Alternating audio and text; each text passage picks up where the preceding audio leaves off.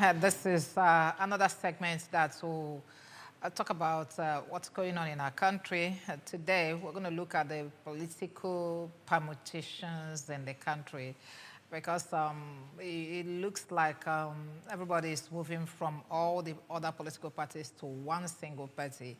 And we want to ask the implication of this if it happens that Nigeria turns to a one-party state. What's the implication? Is it good for us, for our developing economy or developing democracy?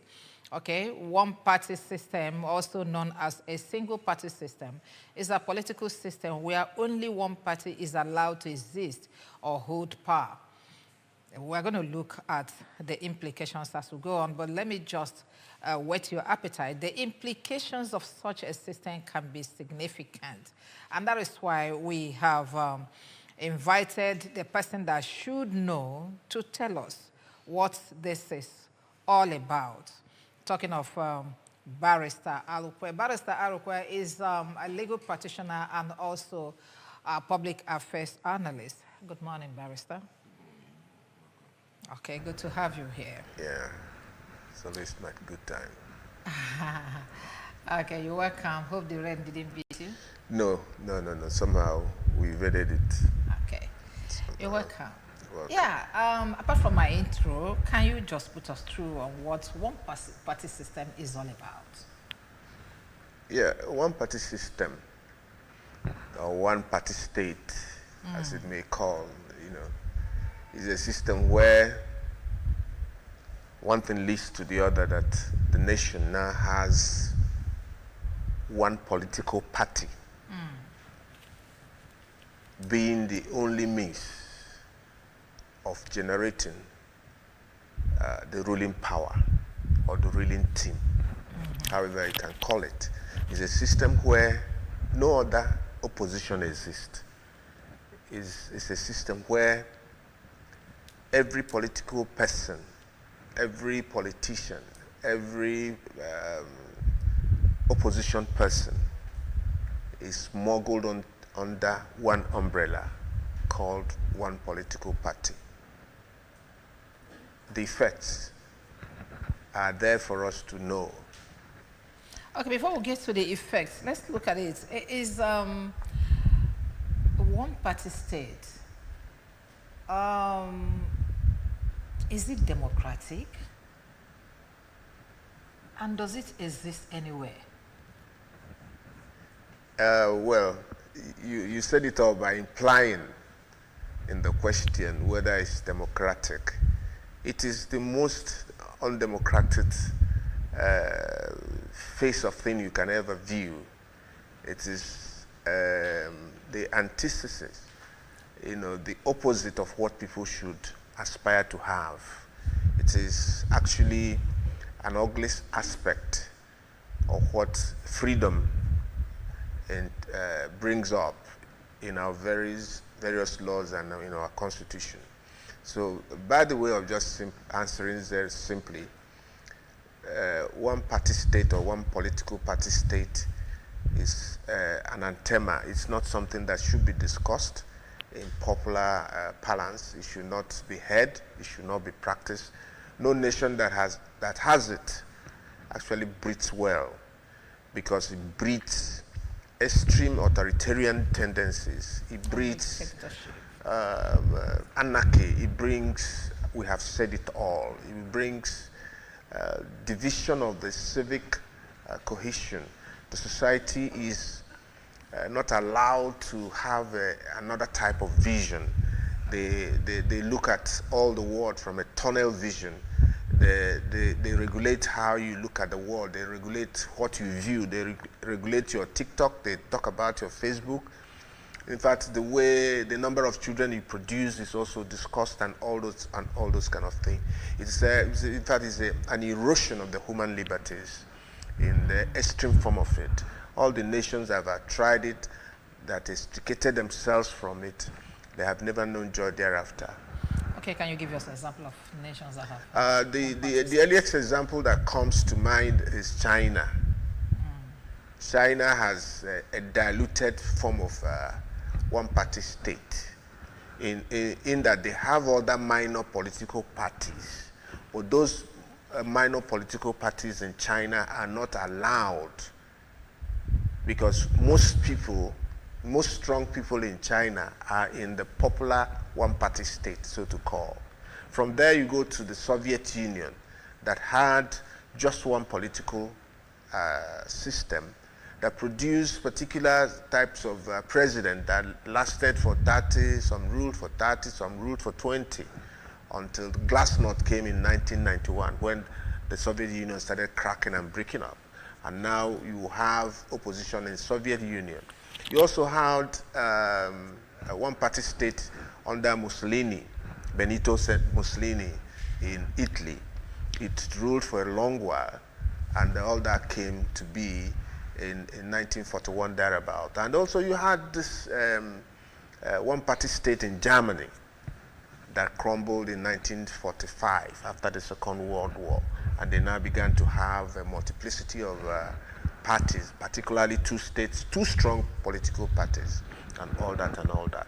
So you begin to see that there has been a consistent evolution from one-party state to a multi-dimensional state of affairs and all that. But there are some nations that you mentioned that one-party states worked for them.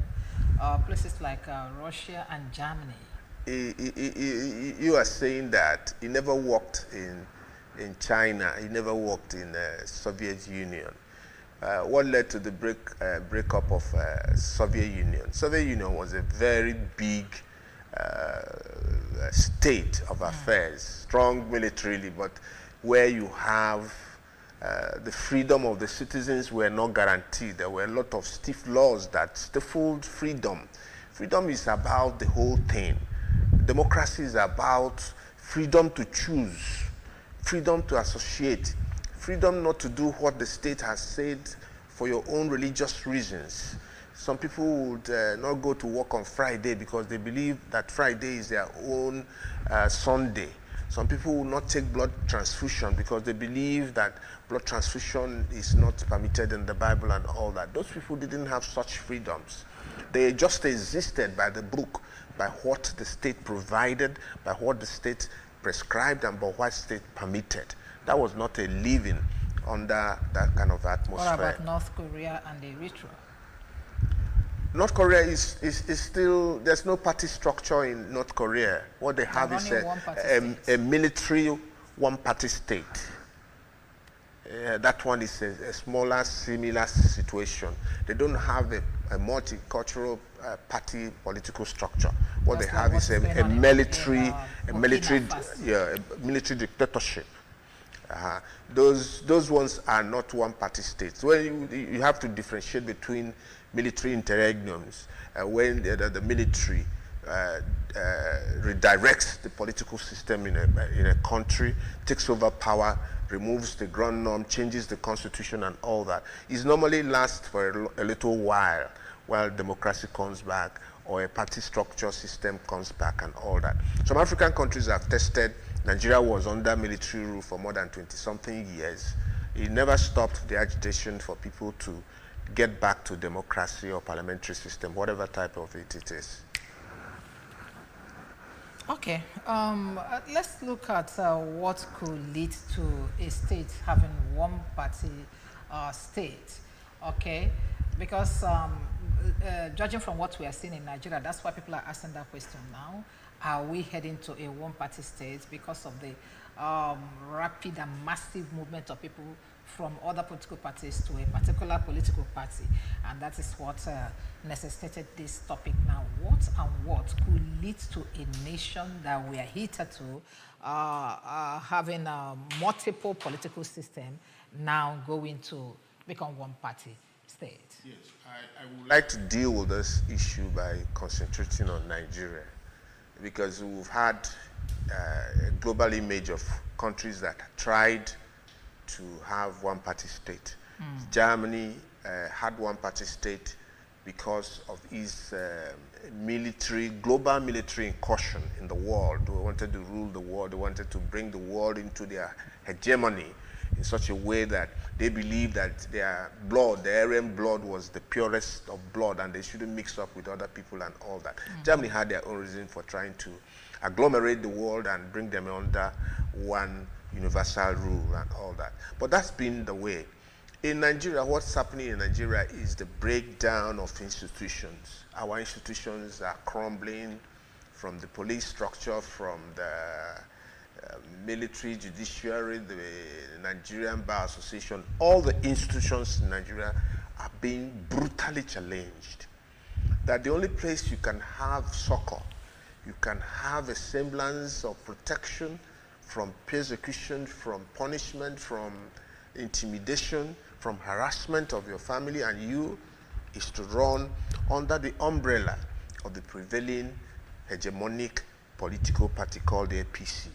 It does seem that that's the only place where you can go and your freedom, your fundamental rights are guaranteed in some formula or the other. And it's a sociological impact that is happening in Nigeria that needs deep political study. One is that the institutions are crumbling. There's no fair hearing in matters. The judges have been, judiciary have been rendered to, I don't want to use words that I can't justify, but the judiciary has been complicit in certain manner of things. For you to win an election, you must win such election under APC. So if you want to aspire to political office, you advise that you better do that under the umbrella of APC. Because even if you win by majority, win overwhelmingly, the courts are going to look and have a second look at it. The courts are likely not going to say, yes, you won, because you can hear the bedlam, you can hear the noise, you can hear the voices of the masses through the window. Because in justice sake, the judges are encouraged to look outside. How do the people feel? Do they feel the warmth of our decision? Do they feel that we're doing the right thing? Because when you see a pronouncement of a just matter, a matter that has been deliberated upon, it connotes conviviality, it connotes happiness, it connotes mass hysteria. But when you now see this judgment, a nibble is a thud, it's a small noise. The people are stifled, the voices of the masses are stifled. So that's why you now see the mass migration for a lot of people who seek public office to look for alternative, to seek for an alternative apparently guaranteed under guises of judicial intervention, under the guises of executive intervention, under the guises of deceit and treachery. So it is a movement not guided by principle of purpose, not guided by good conscience, not guided by anything or ultra good for the people. It is only about me, the preservation of me, the preservation of I, the preservation of how do I get this money, this amount of money in a 10 year. You want to get rich? Yes, you can. Only through this political party can you get rich. So the aspiration is through the machinery of this one-party state. You may have 20, in Nigeria we have about 50-something political parties. Would you know that? And some parties are just holding palace. There's some jargon they use, that if you lose election nomination in one political party, the next day you're a member of this other political party. The laws don't guide us. That's why I say there's a failure of the laws, failure of the institution. When I mean the institutions, the police, the judiciary, the EFCC, the ICPC, all those people who should have a say in what you do, how you conduct your public affairs, have all given up. And complicit in what the executive think and what they think that the executive will be pleased with. So you're telling me to tell you why we are moving towards this direction. We are moving towards this direction because it provides a ready answer to our questions, to our guises, our deceits, and all the treachery.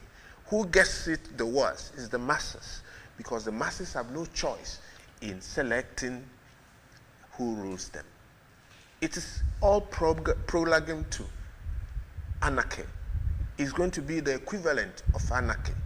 And this is the symbol, the signpost that bedeviled all our neighboring West African countries, that led to the intervention of the boys in khaki and all that. This kind of thing should not be encouraged. If somebody is moving from one political party to the other, he must have a clean slate. He must be a man of character. He must not have been subject of indictment from an investigating authority, from police, ICPC, and EFCC. These are criteria, minimum criteria.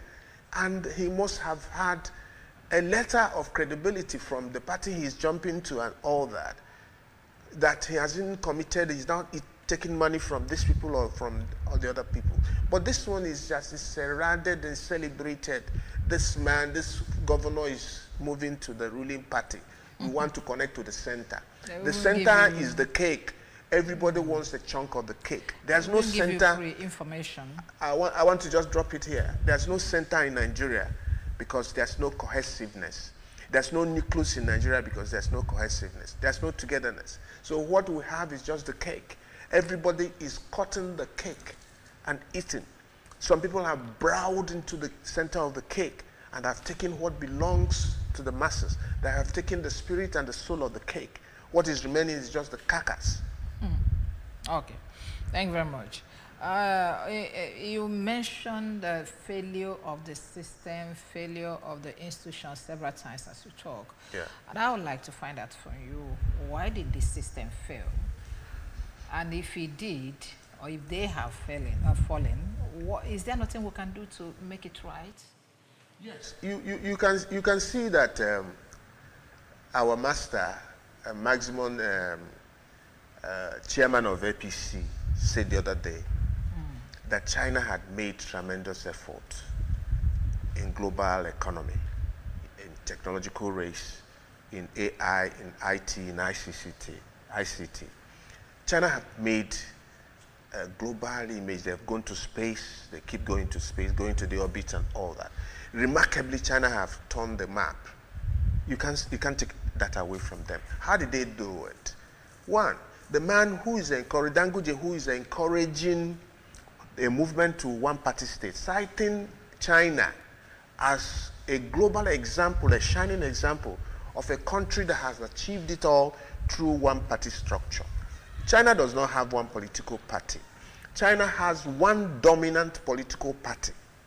One dominant political party. The other parties are not strong to win elections and to be of note, but they have a discernible opposition, at least in the list. But how did China come to this place? They displaced, indicted, investigated all past corrupt leaders, took them to the Gulls, shot them, imprisoned them for life, those who got life sentences. They cleansed their country of evil. Now, examples have been shown. If you cannot do this through the rules, better don't come out, don't take office. So Dangote would have recommended what China did. And I would support him. If he says, bring up every man, every politically exposed person who has stolen, who has taken from the treasury of Nigeria, massive looting of the treasury of Nigeria, bring back what you have and go spend time in the prison. Then the people who are remaining are going to be the masses, the journeying masses who aspire for a better country. Then we can now have one-party state of genuine, made up of genuine rules and regulation, that if you're not good enough, just go back to your house. That's the starting point. That's how China made it. You don't just recommend a blueprint from China without studying China. Ghana tried it. Ghana executed a couple of corrupt politicians, and they are on their way out to progress. Because there has been a living example from Jerry Rawlings, Who put them all to gallows? We need to say, if we cannot shoot, I don't ever recommend the spilling of blood. But for example, there has to be accountability. Bring back what you have. Because your next generation, your third generation will not need what you have amassed. Bring it, run it into the system. We can use it to inflate the country. We can use it to gaslight the country, to move the country, give it a searchlight, give it a purposeful leadership, Okay. move the country forward. Okay. If the institutions are not working and we are seeing what we are seeing in the political life of Nigeria, is there no way you can attach it to the kind of system we are running whereby the whole powers are invested on the executive? If the executive asks the army to move, they move. If he asks the judiciary to move, they move. If he asks this until he says nothing happens. So don't you think there's need for us to look at the Constitution and see how we can be able to detach these three arms of government, institute them strongly for them to work effectively, to be a checkmate to other arms, so that we'll get our system working again? Yes, you got it absolutely correct. In fact, if it's a law exam, you got it right. 100%. Because one, the people who designed democracy that we're practicing designed the system of governance to be three parallel lines: the judiciary, the executive, and the legislative arm. That these are, you know what the parallels mean. They don't touch. They collaborate. They don't compete, but they collaborate. When it is in the interest of the system, the interest of the nation, they can meet and the other person can review the action the other person has taken.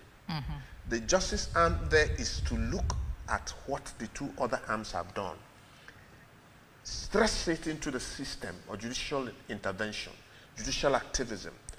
Has this passed? Can this stand through the crucible of judicial activism? Now, if you weaken any of the arms, what it means is that the system is no longer as supportive, as strong as it ought to be. Judiciary is the most important arm of governance because it carries oversight. It is the only arm that can say that the executive and the legislative have done wrong. The executive cannot say that judiciary has done wrong and pronounce such, and the pronouncement be binding. It is only the judiciary that has overreaching powers over these other people. The judiciary can say we have not elected the correct president. The judiciary can say that this man's tenure has expired. Judiciary can say anything and it will be the law. But has he been doing that? It is also the judiciary that can say that the act establishing EFCC is not correct.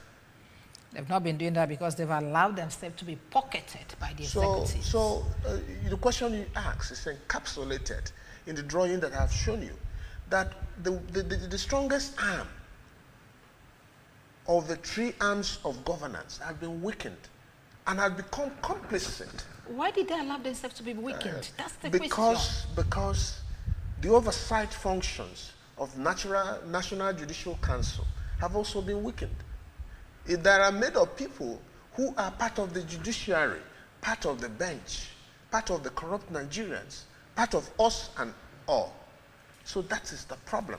It all boils down to corruption. It boils down to... They weaken you because they have paid you off. Yes, and then you wouldn't do what you're supposed to do. If tomorrow, if by the next tenor of events, judiciary discovers itself and begins to say, yes, we are independent. We can pay our salary without waiting for you. We can go on vacation without waiting for your leges. We can buy the appropriate vehicle for the chief judge of this country without waiting for you. For the executive. But because it is all intertwined, the judiciary depends largely on what the largesse the executive throws up. Well, it is just, I think, a circle. Okay, I take what you said that because the build-ups, I mean, the people that are supposed to talk are from the political arm and they are not from the bench. They are not from people that rose from ranks in the judiciary. Yes. Otherwise, I wonder why you just allow somebody to come into your house and overrun you in your own domain. Igbo people will say, you cannot uproot me from this place. So this is your place. This is the power you are invested by the constitution that governs the nation. So why will you allow somebody to take it away from you and start giving you peanuts? Okay? It's just that reason you gave them, that they allow the executive to politicize the judiciary by appointing people that, that are not supposed to be where they are. And this is another angle where you should have stood up as judicial and said, no, this person that you have appointed into this is not supposed to be there. That is not what the law says. But everybody, because maybe you are paid off. Okay, before we go, please, because we're running short of time, let's look at the implications of one-party state. That's what I want us to look at before we conclude. We'll have a political, economic, and a social, whatever. But let's look at, first of all, the political implication of one-party state. One-party states leads directly to authoritarian rule. And dictatorship. It leads to one strong man. And when Hillary Clinton came to Nigeria, or from the borders of Ghana, I don't know whether she was able to make it to Nigeria, she advised Nigerians to build strong institutions, not strong men. Mm-hmm. Now, in Nigeria now, what we are looking at is somebody who, for example, Nyesom Wike, is a strong man. He controls PDP and works for APC. He controls the breathing, the working time of River State. He controls the outcome of election in River State. I'm talking of PDP, being in PDP and working for APC. Yes. So why can't PDP expel him? Yeah, because he has gone to judiciary to get a perpetual order that it shouldn't be winked off. Even when you're working against your party. Yes. It's still where I said that it's judiciary that is causing the problem that we have in this nation. Because it's judiciary. Because he has a hand. He has a good clench on the judiciary. One or two things happen in his favor. In Nigeria now, you know that when a matter goes to court, we expect a certain type of result. That is the antithesis of judicial education. Or judgments that are written from the State House. Yes, we know how that this type of judgment is going to come. The judgment in River State still baffles the law people who studied law, who studied jurisprudence. Because law, to an extent, is science. There are rules that must be followed. If you don't follow the rules, the outcome cannot be correct. Just like mathematics. If you don't use the formula, your result will not be correct. It means you solved from the answer to the question. But it should be the question to the answer. So, but everything is complicit in Nigeria. It is something you need to dress down. It's not just to have a scrub. We need to have a surgical intervention. So who is going to be the surgeon? The surgeon is still in the hands of the masses. The surgery has to be done by the masses. It is your country. You have to take it back, because one of the big politicians normally say, "Take your country back." The implication of this is that I will say no. This thing is not the outcome of what we did. For example, if there's an election in this ABS, and everybody knows that Mr. B is a more popular person than Mr. C, and all of a sudden they say that Mr. C won, what is left for the masses who voted, or for the people who voted, is to say no. To protest. And to protest, not by destruction, not by violent destruction, but by saying no. It's happened in South Africa, where people brought down South Africa. It happened in Zambia. Quiet protest. I don't want to eat. People went on hunger strike. I don't want to eat. From today, if we say we don't longer want to eat, the meals that you're serving us in Nigeria, it's going to reverberate. is going to go a longer way than all the noise. But you know, you're a Nigerian and you've been around. You know what the problem Nigeria is facing when it comes to this kind of protest. They have tried it several times and it did not work, perhaps because of ethnicity and religious inclination. So sometimes you find it difficult to start something you cannot finish. You start a protest here and some other people say they will give it ethnic coloration, religious coloration, and a whole lot of things, and the thing crumbles. I think you got it right all again by saying that if there's a mass movement, the mass movement may not succeed because of ethnic coloration. It is seen every day. There was a time the Labour called for a nationwide strike. What happened? The North did not join the strike. Some states in the West did not join the strike. And the strike died a natural death without effect. But I know during the military junta era, during Abacha time, there was time where there was national strike and it went on and on. And before the politicians divided yes, when we had the Abiola flight, everybody was running. The Easterners ran back to the east because what they were seeing in Lagos and other parts of the country was horrendous. Those times, the strike worked. But now, will the strike work? Because the governors have divided the people. The governors will that day declare public holiday. Telling you. Give them rams, give them rice, and the strike will go down. And some will declare curfew, and nobody comes out. So it happens every day. Evil genesis everywhere. If you say we don't have a problem, we have a gigantic problem. We have a big problem. And to voice it out is also the beginning of it. A lot of our people are not educated. Not just you have a BSc. That is not education. Knowing your environment, knowing that life is not about just to eat, drive a big car, live in a big house. There has to be other things that augment life. Things that the freedom of your neighbor is important. Okay. Freedom of your neighbor is as important as your own freedom. If your brother is locked up unjustly, it is important. It is important as your own freedom. You seek for his release. Because if you don't say anything, tomorrow it may be your turn. Yes. And nobody will come out for you. We heard about Natasha and how she climbed the wall, how she flew into the space with a helicopter. And the masses came out. Those are the kind of action that is recommended for this country. Impossibility is a lazy man's apology. My old uncle used to say. If they block the road, use the air. If they block the air, use the sea. Swim. You know? This country needs to be readdressed. The Constitution is moribund. The Constitution have not taken into this impulse. The Constitution did not envisage that one day there will be doubt in what we do. The Constitution did not believe that one day judiciary will be complicit. But perhaps that's why most people are calling for. And that is why we must, as a starting point, regulate the judiciary in such a way that it comes to its pristine value when it comes and competes with the judiciary in the US.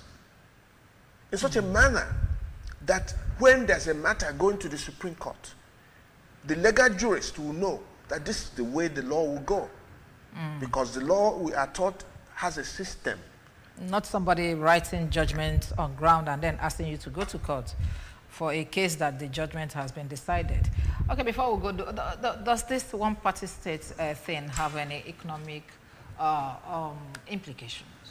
It does have economic implication, terrible implication, reverberate. It has, because it's what you throw that you get back. When a man believes that he's a strong man, when a man believes that his opinion is the best, whether he studied Arabic science, whether he studied minute technology, he believes that he's more knowledgeable than the man who studied spacecraft, the man who has gone to the orbit. He now believes that decision-making stops at his table. There's no parliament. There's no judiciary. The economy, principles of economics are not followed. And the Flouzy market forces cannot dictate growth because the first principles are not applied in economic principles. Naira, our value would nosedive. We can no longer produce enough. There will be unemployment. There will be hyperinflation like we're witnessing today. Our Naira is becoming a bundle of paper at the back of your pocket that you don't even know when and how you have spent it. Sometimes you cannot think that somebody stole from you. Nobody stole from you. It is the inflationary trend that have stolen from you. It's horrible. Stolen your wisdom, stolen your freedom, stolen everything you have. When you pay school fees, you don't know that you're going to pay another because you have not paid sufficiently. Your fuel, you can't fill your tank anymore. It is a luxury to go to the filling station and attempt to fill your tank. It is not done anymore. Don't even think of half tank before you start talking of filling the tank. People are trekking, people are dying in hospitals because people are leaving the country in numbers and in droves. This country needs to be addressed. It's a crying, something that cries to heavens. It is. And we're all pretending because we wear fine clothes every morning. The country is no longer what we envisaged. It's no longer what we saw in the 80s. And just before we go, why do you think we are not having viable oppositions to stop one-party states? We are no longer having the kind of structure that would engage as opposition and wrest power from a cabal that rules the country. Because there's no difference between A and B. First of all, you have to be finer than the man who you are opposing. In principle, in integrity, in all the indices of life, you must be better than him. Why do we have teachers? Because the teachers are better than the pupil he's teaching. Immediately, the pupil is wiser and better than the master. There's no teaching an engagement anymore. So the political parties have lost everything they have as a political party. They are no longer differentiated. The other time I was in this studio, I was able to tell you that in Britain they have two dominant political parties. And those political parties, even in the way they knot their ties, is different. In order to show there's an ideological difference bridge. in ideology. There's a difference in ideology. These people wear blue, these people wear red, these people not, they will tell you the liberal north. You know, those who like to wear ties. The norths are different. But today, it is the Abada that differentiates us. Because you're wearing blue today, tomorrow you're wearing white and all that. So does it differentiate or unites us? Once you wear Abada, you are in the system. Somebody said it right the other day on the television. The death of political parties. Even under Babangida, there were two viable political parties. Ideologically bent. You can say that this man is behaving like an SPD man. This man is an NRC man. But today, what's the difference between PDP and APC? What is the difference between the Liberal Party or the Labour Party? Did they all not take the luxury vehicles that were distributed? In which way have they voted to show Nigerians that they are different? Has anybody ever walked out of the assembly's chambers to protest something that is against your political party?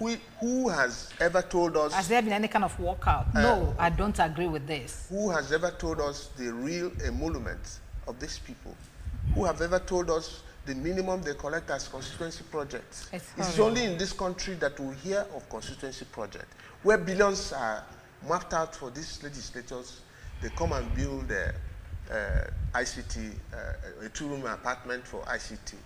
2 billion or 3 billion is gone. And they get wealthier. And they want to return. If they are returning... And you still return them. And if they are returning, if the return is through PDP, and they find that the PDP route is wrong, because it will not produce the result, they join another party. They return through APC. It's horrible. Well, I don't know. You can't finish talking about Nigeria and their problems. So I think we're going to draw the curtain here to make way for another program that is coming up very shortly. And I'd like to thank you very much. As you joined us to look at this topic, is Nigeria heading towards one-party state? That's what we looked at today, as we had our guest, Barrister Chris Arukwe, a public affairs analyst that did justice to this topic. I'd like to thank you very much for coming, sir. Thank you very much. Thank you. Okay, you stand by now for Catch the Buzz. My name is Ijama. God bless you.